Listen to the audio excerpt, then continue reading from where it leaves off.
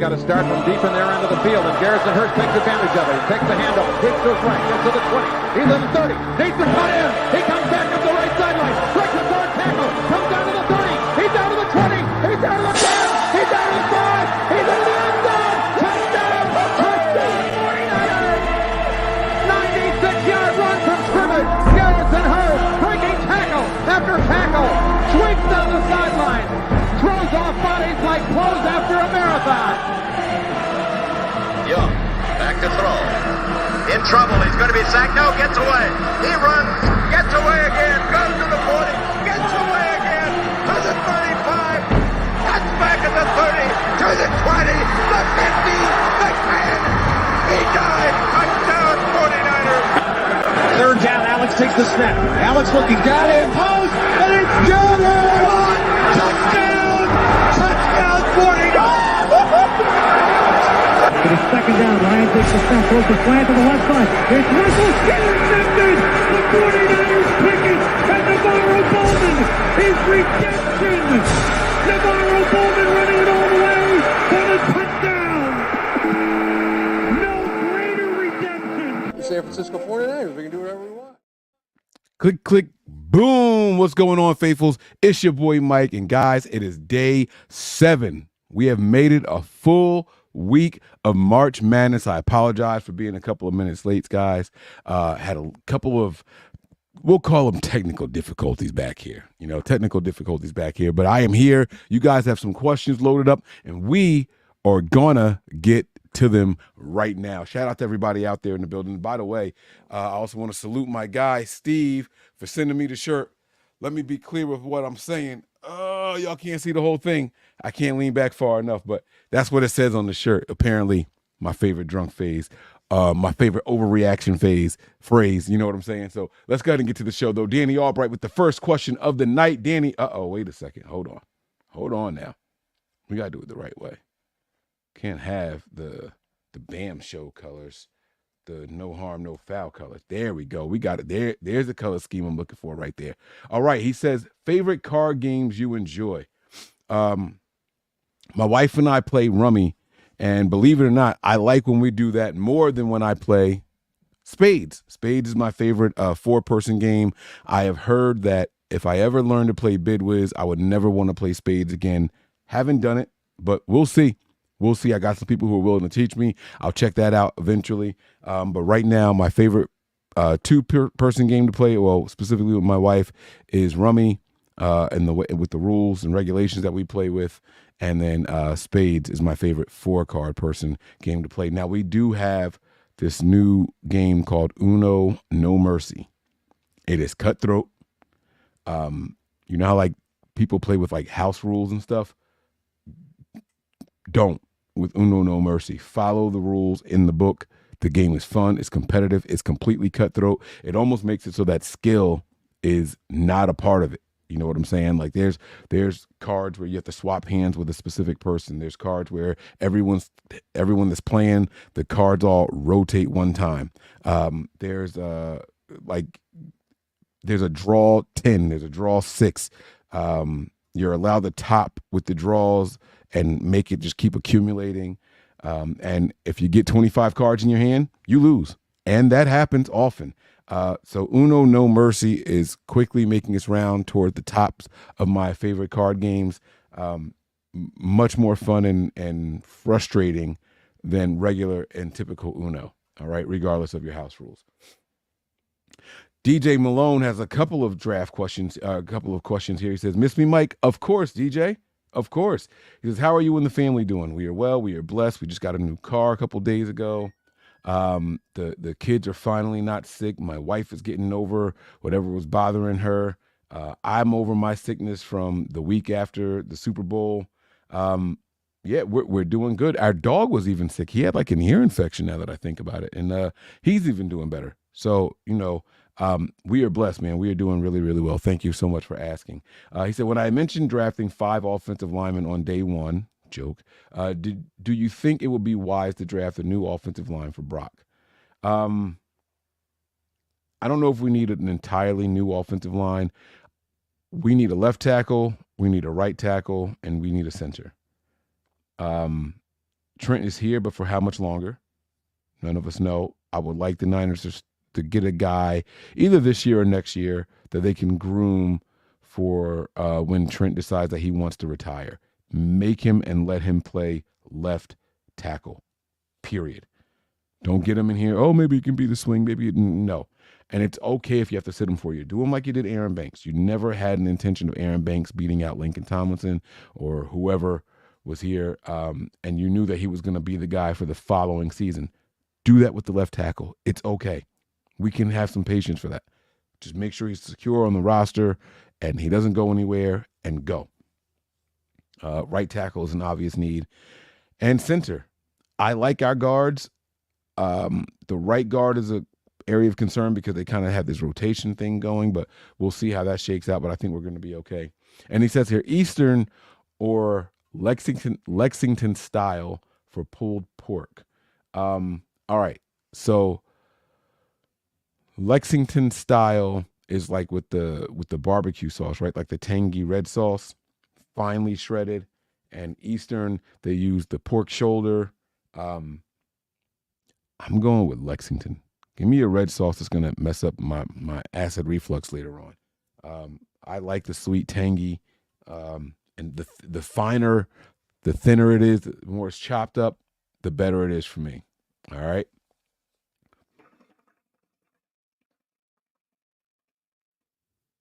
Also, do you know anyone who adds flavor packets from noodles to popcorn? I don't think I do. I've seen people take the noodles raw, crush it up, take the flavor packet and like sprinkle it on top. I don't know if I've ever seen anybody do that on popcorn, man. That's different right there. That is a special question. I'm going to ask people this now. And so we'll see what anyone says. Is this something that you do, DJ? Will you be getting a red or white Devils jersey? I have to get red. If I do anything white, I'm going to get something on it. I don't wear a lot of white shirts and jerseys because I usually get something red on them. So I'm going to try not to do that. And then he says, or the third jersey with the word jersey on it. No, I'm not gonna do that. Do you like fish tacos? I'm not much of an authentic taco person. I'll eat them like if we're going out somewhere. I've been to restaurants where it was like only tacos, like, and I'll go and get it and like I'll tolerate it. It's cool, but I don't really care for the authentic tacos, to be completely honest with you. I've had fish tacos, they're not bad, but tacos are tacos. Like the meat's never seasoned the way I want it to be, and you just kind of got to deal with it. You know what I'm saying? Melissa chimes in. Okay, I see you. Mike, do you think Ross and Juice could both be off this roster? Yes, I do, and for good reason, right? Like Ross is always injured or not doing what we need him to do. Juice is being paid $7 million, and what's I hate to say what's his role. I really like Juice, but this is going to be an offseason where the Niners are getting down to brass tacks. Like, this is business, it's not personal. That's where we're going to be this year. And the fullback position is going to be one that they're going to feel like they don't have to cater to, they don't need, especially at that price range, right? Like the price range for Juice is absolutely insane. And this is with a Niners team. What the heck am I doing over here? Like, I'm getting shit in my eye. This is with a Niners team that is -$7 million on some sites, -$3 million on some sites, on other parts of the same site. Sorry, like Juice might have to be a cap casualty, man. He really might have to be. D Ford is no longer being paid. If you could use that money to keep any player here, who would it be and why? Easy, fast answer for me is Brandon Ayuk. I think he is the best wide receiver on the team. I think that if there happens to be more turnover at the quarterback position, a consistent wide receiver is going to be a quarterback's best friend. They will naturally have a rapport. We saw it happen with the insertion of Trey Lance, right? As soon as he came here, him and Brandon Ayuk immediately became friends. Debo's more of like a gimmick type of guy, gadget. I don't want to call him a gimmick. gadget type of guy, in and around the line of scrimmage type of guy, where quarterbacks who like to throw are going to want a guy like Brandon Ayuk on the team. So Ayuk is a guy that I would definitely want to keep around. And then she says here, Mike, thoughts on Bryce Huff? If the Jets don't sign or tag him, Bryce Huff is the Alabama kid, if I'm not mistaken, defensive end or tackle. Let me see where he ended up playing. Let's do some. Bryce Huff. Okay, grew up in Opelika, Alabama. Born in Mobile, and was on the Jets in 2020. Played mostly special teams as a true freshman. Where did he play with the Jets is what I want to know. I thought he was an end. I could be wrong.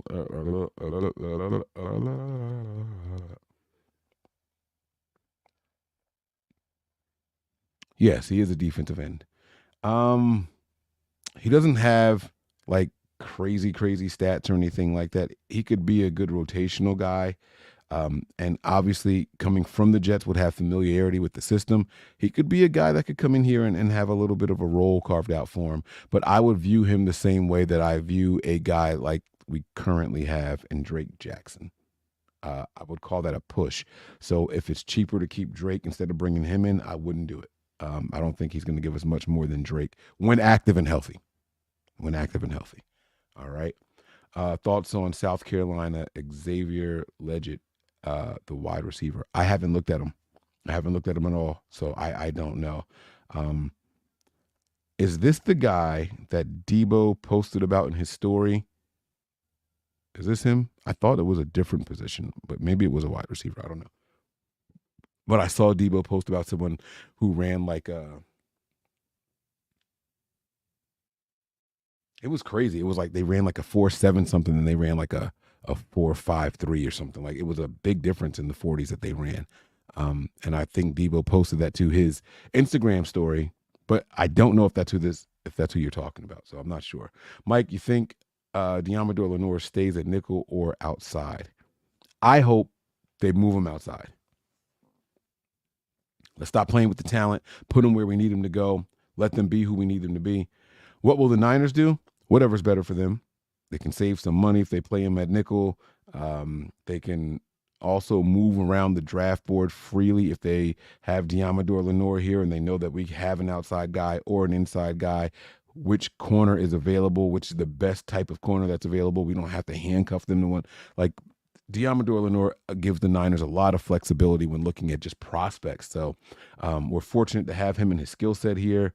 And we know the truth. They can start him at one position, but if they need him somewhere else because of injury or something like that, they're just going to move him. So it doesn't really matter what we prefer.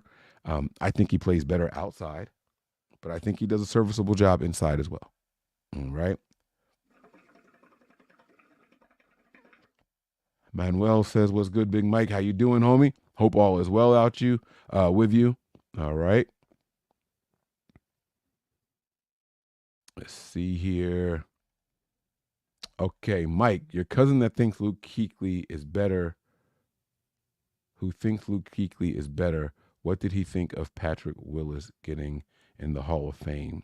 And it was your boy Bryant Young, who Patrick advocated for, that let him know." All right, so I do know that Duck was very happy that Patrick Willis got in. And in fact, I think he was even more happy because he felt that it gave Luke a shot when they start to compare the careers of those guys.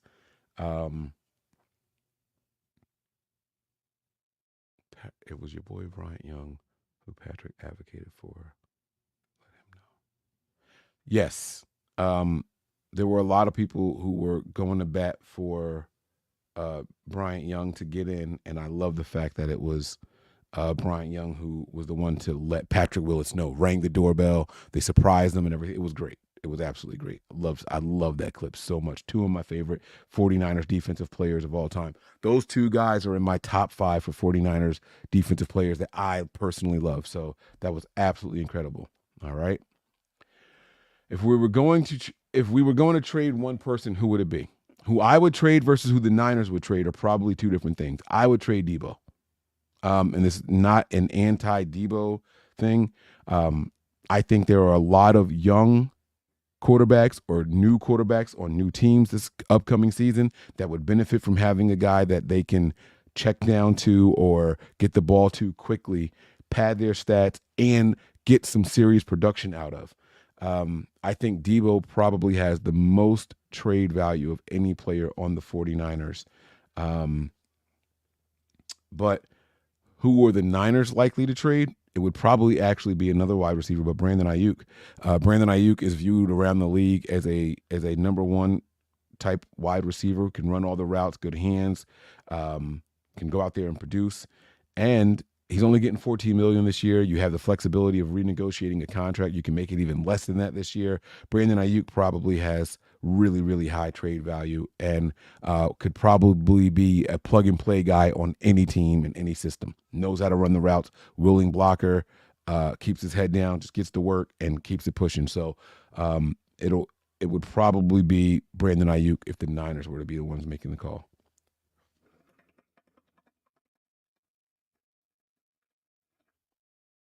I don't know. She says, Mike, I wish Jersey had Cracker Barrel besides Parsippany. So far from me. Do you have any near you? I don't. There's a Cracker Barrel somewhere near me. And I've been. Oh, there's one in Hamilton, New Jersey. And I've been to that one. It was okay. Not my favorite, but wasn't terrible either. But yeah, that's probably the one that I think is closest to me. All right, I'm going to answer one more here, then we're going to get out of here. Should we prioritize our draft for offensive line? Free agency never has solid tackles. So, Rick, what you have to do is first you have to create some cap space to be able to participate in free agency. Right now, the Niners are negative a couple $1 million, so free agency doesn't exist for us right now. The other thing is once you do create that cap space, and they will, you go out there and get who you think is going to be the best fit. I don't know that you go to free agency for guards. I think your guards answers are already in-house. I'm sold on Aaron Banks. The right guard position wasn't terrible. We all know the play where Burford missed Chris Jones and just whiffed on a very, very important play that could have been game-winning drive for the Niners. We know how it all played out, right? But for the most part, the guard position isn't the biggest concern.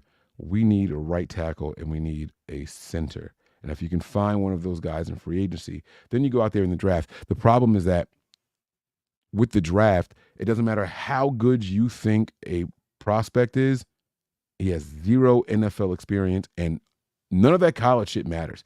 No one likes talking about it. No one likes to admit it. But the truth of the matter is you can go out there and get the best tackle or the best center, and they could completely flake out in the NFL.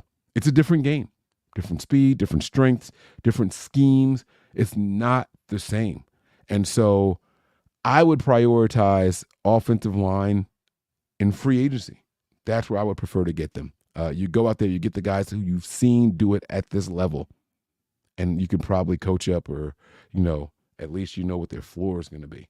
The draft is a crapshoot. Doesn't matter if you're picking 1 or if you're picking, 266. It's a crapshoot. You never know what you're going to get. You literally never know what you're going to get. Guys, that's going to do it. I hope you guys appreciate this show. Thank you all for your patience. We went a little bit over time. We started a little bit later, and I played the intro, so I'm going to get out of here. And I'm also going to play an outro. Prepare for glory, anticipate pain, but always remain faithful. See you guys tomorrow. Peace. We all gas, no brakes, pumped up, no fakes. We spinning, we winning, we high stakes. We never miss, we all makes. Look at us dudes trying to prove, bringing you news with nothing to lose. Mike, Nick, Tony, Wayne, Method Man, we bring the pain. Hey. See, I'ma confess it. We under the pressure. If you looking to find us, them nothing but Niners. Nothing but Niners. We nothing but Niners. We nothing but Niners. We nothing but. We the nothing but Niners.